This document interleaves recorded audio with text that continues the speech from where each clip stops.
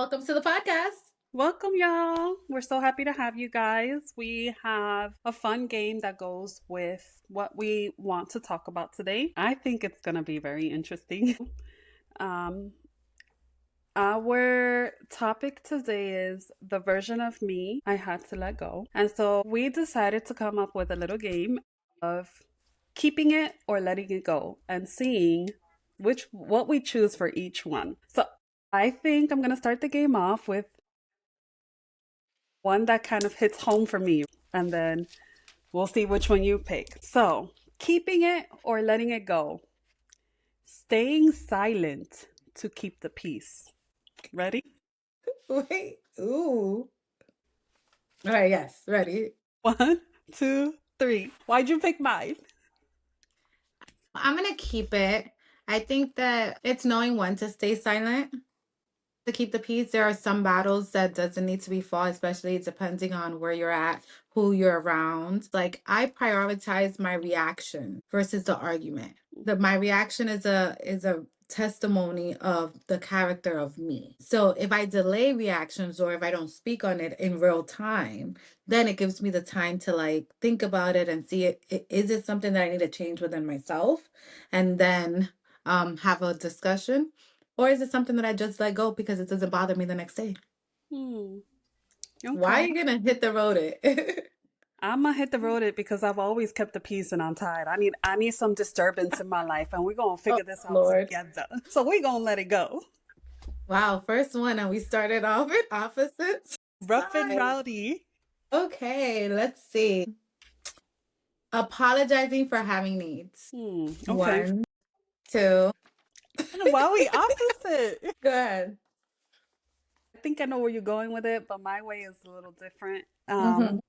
Can tend to be very impatient, and that's Mm-hmm. why I decided to keep it because I know sometimes I have to humble myself and notice where I'm wrong and be able to say, I know I have my needs, but it's time for me to kind of like, let's compromise on this instead of let me just have it my way 24/7. Mm-hmm. I think I know why you picked it, but let's see. I'm gonna hit the road with it. I feel like any needs that I have, there is no apology, Hmm. at least in my end.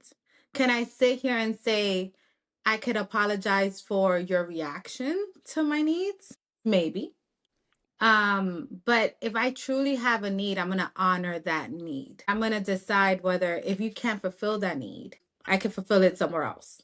Don't get me wrong, because then there's gonna be people in the comments saying, "Oh, so you're saying if someone's unhappy in their marriage, can they cheat or something?" Not in that No. way. But if let's say I need a support system and my friends can give me support, then I'll go to like let's say a family. If my family can't give me support, then I'll go to a professional that I paid that they absolutely have to help me. They got no choice but to hear you.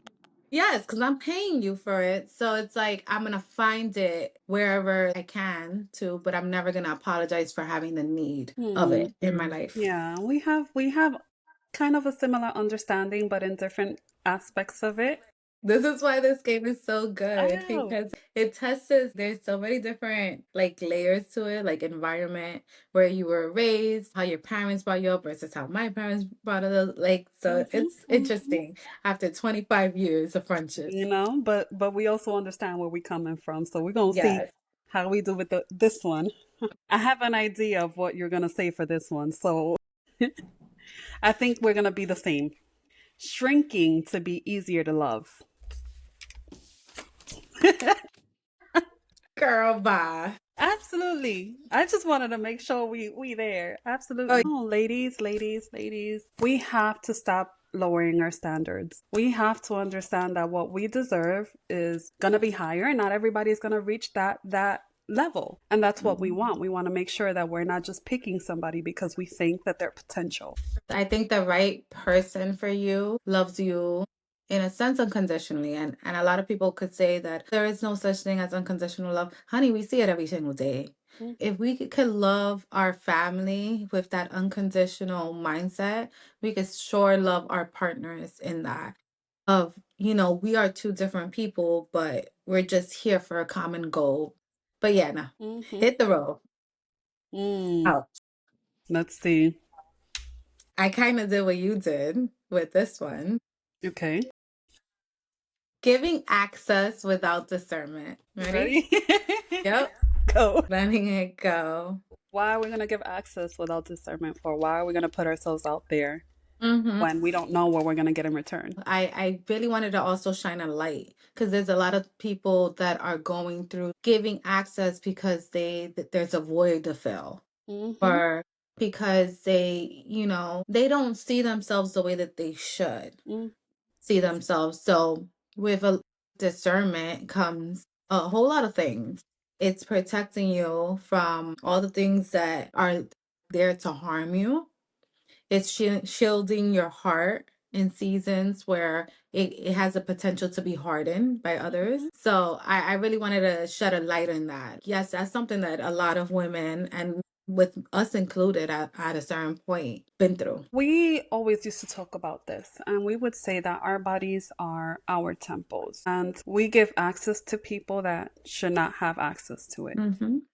We have also talked about how our temples withholds a lot of emotional shit, to say the a lack of better words. And if we're giving this access continuously to different people, if we're not checking ourselves, we're only going to be hurting ourselves. We're only continuing to carry all of that pain within us, and it's not what we deserve. We don't need that. Mm.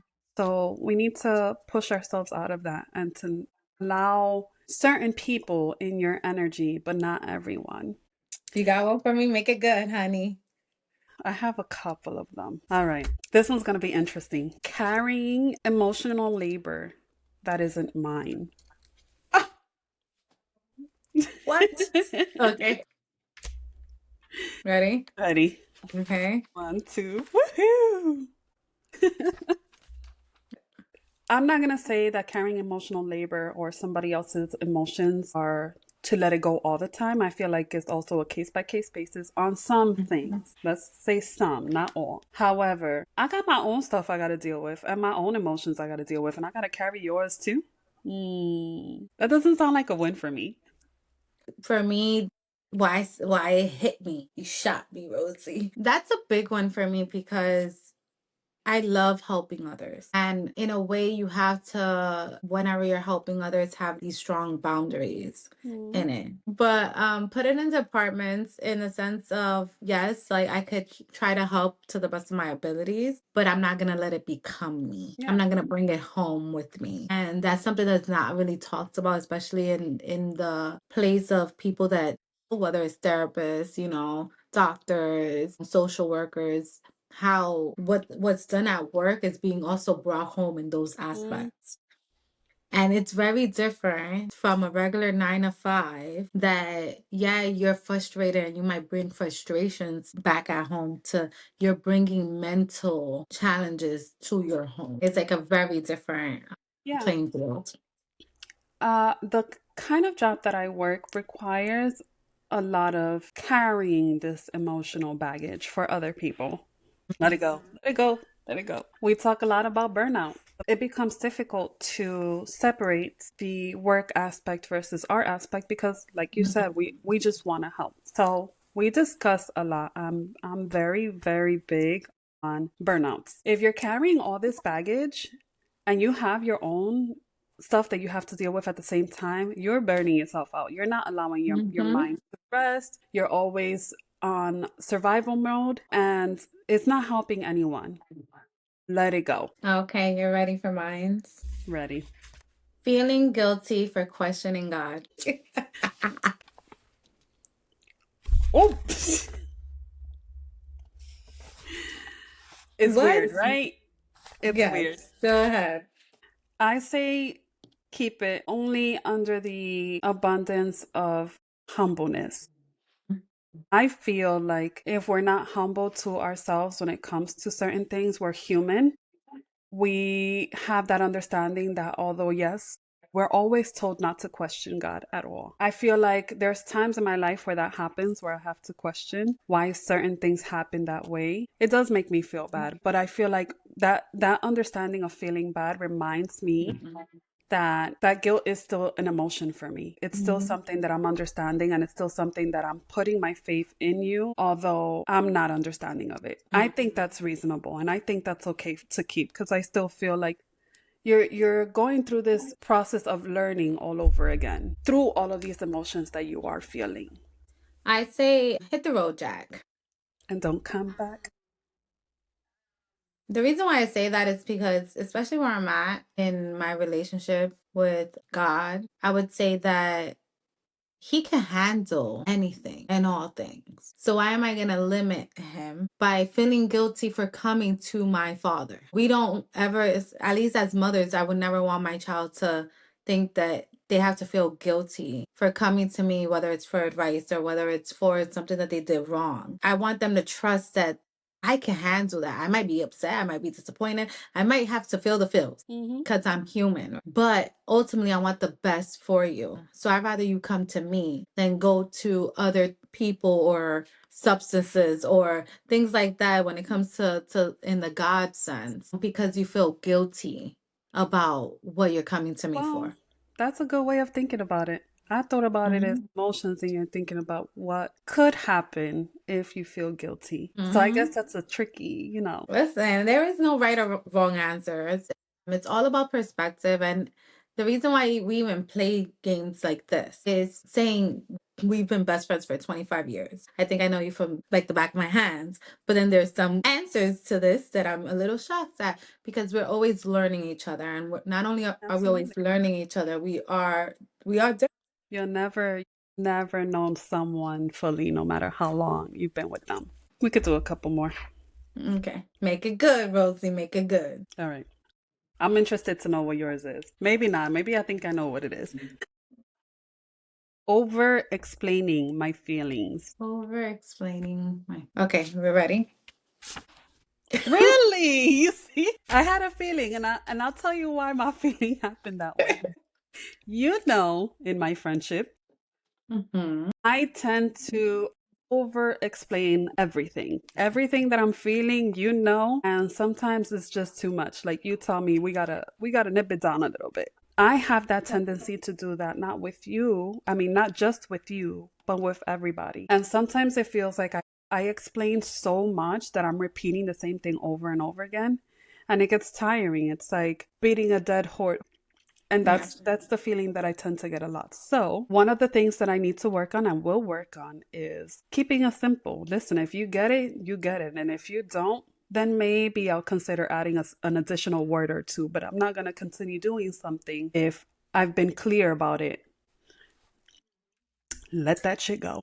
Well, it's mine forever. And I say this because I do give you that advice. I want you to have firm boundaries, right, with people. I live in a place where I live in a spectrum that based off of the situation in front of me, I decide where I live in that spectrum. So it's like a control panel that you're able to move it. It's not stagnant. Why would I say I would over explain something?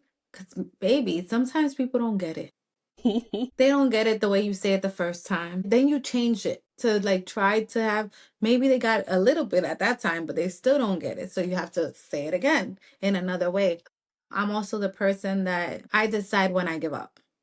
When I'm giving up is that I did all I could. That in me, I found that I have tried to the best of my abilities to fix this situation. I have to go home to me at night. Hmm. So I have to feel satisfied. I have to feel like, girl, you did the best thing you can. Like there was nothing else you could do. So it's okay to let it go. And I'll be like, okay, you know what? I did. Yeah. It's out. Hit the road. Me, I'm But very stubborn, and I'll continue to explain and explain and explain until I don't know how to explain anymore. So I am letting you're go. letting it go. Let's just be fun. Okay. Dun, dun, Oh, dun. wearing busyness like an armor. Ready? You Two, ready? three. Three. Letting it Yes. go. Go ahead. Talk about it, girl. I'm gonna tell you one thing I learned in my many, many, many therapy sessions these days. If you're hiding it, if you're throwing it to the back of your mind, if you're not actively dealing with it, you're just making a snowball effect for it to become something bigger and bigger and bigger and bigger and continue getting there. And so I learned that I have to take that rest. I have to calm my mind and I have to find solutions in my brain for the things that I'm going through, because then I'm bottling everything up and I explode at the end. And I don't think when it does happen to that point where my little bottle just bursts, it's not fair for anyone that's around me. So it's one of those things that I've been working on letting go. I feel the same. There was a long time in my life where I was a workaholic.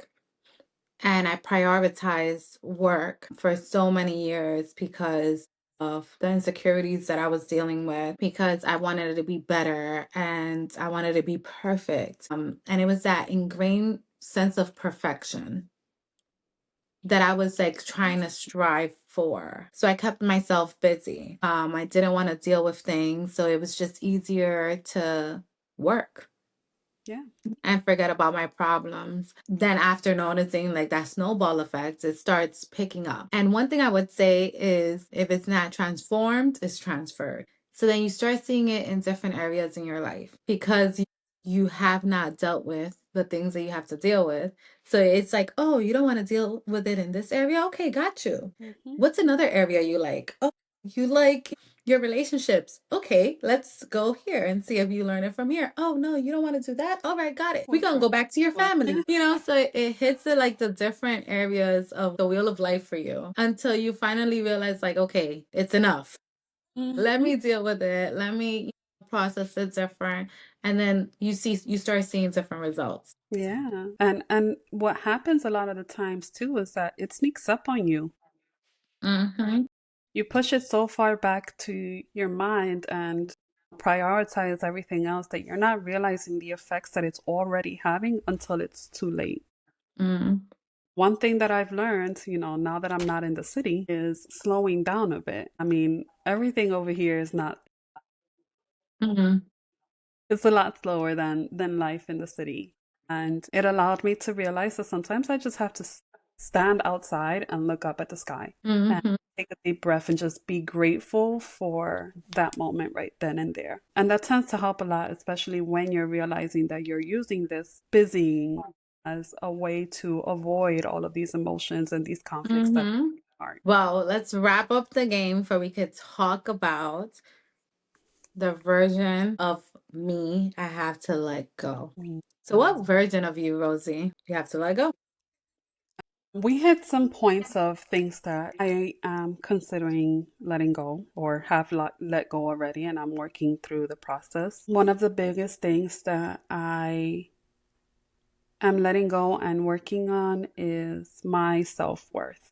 I saw myself as this person who took care of everybody else, but never took care of me. I was always pouring from an empty cup, and you know it. Like, I was Mm, always drained, and I have to do this for this person. I have to make sure this one is set, and I never really took the time to sit with myself and identify my own needs and the things that will either recharge me or better me emotionally, physically, mentally, whatever the case may be. And so I'm letting go of the idea that everything is held together by me, because it's not, to give myself more care. I am letting go of the overthinker. I'm letting go of the woman that feels like she's not enough at times. I'm letting go of the version of me that strives for perfection. I'm also letting go of the version of me that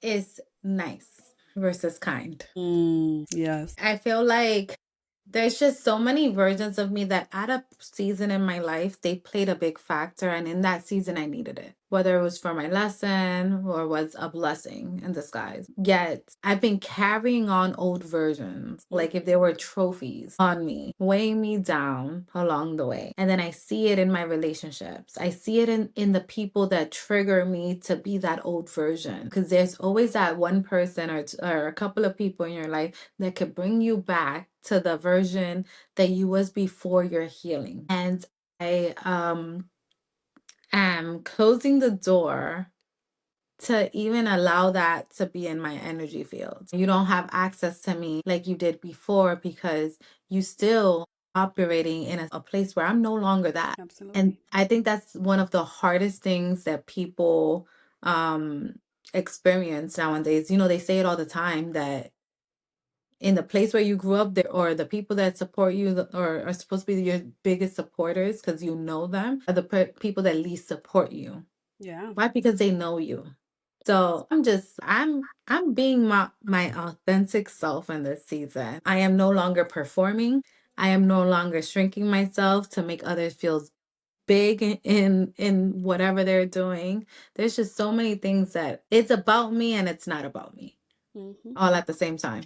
So I get what you were saying earlier. Yeah, yeah. I had a thought in my mind and but it was something that you said and it hits because it's something that, different phases, different stages, and keeping some people in that let the crazy Medea out or Right. bring in something else. I think we have that habit of holding on to things from our past. May it be because it's so memorable. Mhm. May it be the pain that this person caused me. I want to keep this forever. So I remember, what to look out for next time. Yeah. Sometimes it's about just forgiving yourself Mhm. and understanding that you have all of these phases and you have all of these changes. And it's okay to move from them and to let them go. It's okay to forgive and to continue with life in grace. And we Mhm. sometimes forget that because we hold on to that so long. I think sometimes we also only think about, okay, yeah, we don't want to let them go, especially people, when it comes to people that were there in certain seasons in your life, right? Yet we don't focus on the cost of keeping them. The maintenance. Like, really, the balance between, if I let them go, this is what it looks like. But if I keep them in my life, this is what it's going to cost me. Yeah. And this is where I'm going to be held back. I think I was having a conversation today. It was so funny that I was like, in every area in my life, I'm growing. I am blossoming like a flower, so much so that my hair is growing when it was so short before. And I'm speaking to my sister, and I told her, you know what? I think the reason why my hair didn't grow, because there was a period of time, guys, that my hair was like here, and Hmm. that's as far as it's going. But then I thought, because this is where my brain goes on my downtime. Then I thought maybe it's kind of like, since I didn't learn my lessons, it was keeping me where I was. And for a long time, my hair was the same length because I kept on repeating past cycles, past patterns that no longer served me, kept people in my life that shouldn't have been there. So it was kind of its way of saying you cannot grow with holding on to so many things that is holding you back. And the Hmm. moment that I started saying, you know what, I'm gonna leave it in God's hands, because I prayed for this hair. I said, God, you know me. I believe in praying for little things plus big things. And because I was already transforming in all different areas, automatically I started seeing a transformation within my hair. And I was like, uh-huh. So This is maybe it was me. It this was is me all along. the root of all your problems. That part. What I'm can I do? interested to know what all of you guys think about in your life or an aspect of your life that you want to share, that you want to keep for 2026 moving forward, or you want to let go of. You guys Mm. could send it in a comment or send it privately. I'm just curious to know which way we going this year. We gonna work through this together. Also, let's take time to send you over to Heart of a Wife podcast on Instagram. We did have a poll today on the woman you're becoming, and what kind of woman that is. We have a couple of options there. You also can visit us on our website, www.heartofawife.com. Check out what we have going on there. Join our tribe. We do have a Heart of a Wife. It's a community space where it's all about you guys. It's keeping the space safe, sound, and really intentional of lifting each other up and being there for one another. And that's a space where you can share your stories. That community page is on Facebook at Heart of a Wife. We're all here to support each other in the best way that we can. And we feel like it's important to understand that we are not alone in all of this. We have experiences that are similar to some of you, whether we know it or Mhm. not yet. And we're sharing our experiences with you guys to hopefully, or praying that it can help you as well. Yay, I'm excited. I think there's a lot to look forward to. this episode, we really want to take a moment of reflection. We ask you to reflect, not only in what version of you are you letting go of, but also who are you becoming. If you haven't checked out our first episode, go back and check it out. The woman you're becoming in 2026. We give you a lot of tips there. We invite you to not only our space, but to really own into your own growth. Be dedicated to you this season. You've been strong for others for so long. You've been pouring into other people's cup, like Rosie said she did, for a long time. You've been keeping it together. You've been the glue. But who has been checking up on you? Who has been cheering you on? Who has been motivating you to become better, become brighter, become the version of you that you not only is a sign for everybody that knows you. When did this happen for her? Like, you get those moments, but also for yourself. I think you deserve it. I think you are chosen, like I said before. I think that you are capable of many and all things if you make that decision. Yeah, it starts with you. It takes one different thing out of your day that changes for everything else to start changing around you. And Mhm. it's not easy, and it won't be easy. It never is. But the work will keep you humble. The lessons that you learn throughout the day will keep you strong. And it will be a realization eventually that when you become that person, you're going to look back and you're going to say, wow, I did that. It's going to be so important to hear that and to understand that reflection. So we Mhm. invite you guys to start thinking about these kind of questions of who you're becoming, what you've let go of, and even the things that you've sacrificed to get here. And if Mhm. you want to talk to us about it, we are available. We love Sub- chatting. Subscribe to the channel Like and share with the next person. and truly love yourself and give yourself grace in this season. You're becoming such a beautiful person. You're becoming such a beautiful light. You are becoming the best version of you that you could possibly get. Okay, that's it. I love it. Peace out, everyone. Thank Love y'all. ya. Bye.